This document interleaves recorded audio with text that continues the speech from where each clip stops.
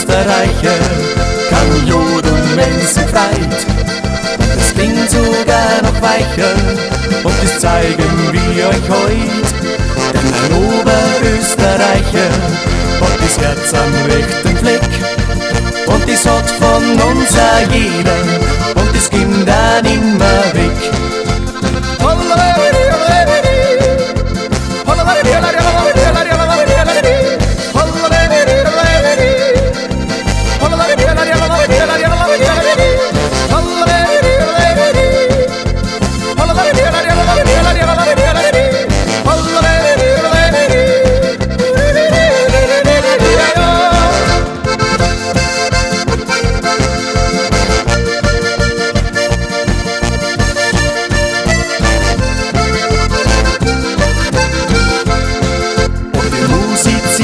Zeltfest oder singen Eicherlied.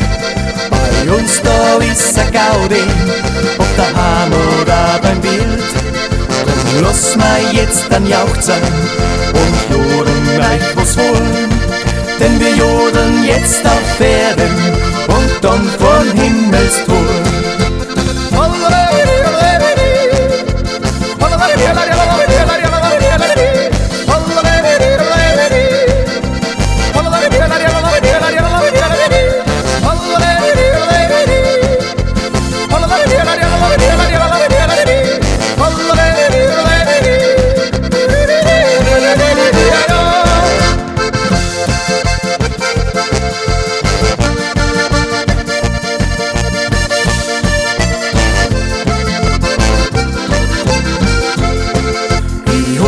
Es hat euch gefallen, denn jetzt kommt dann der Schluss.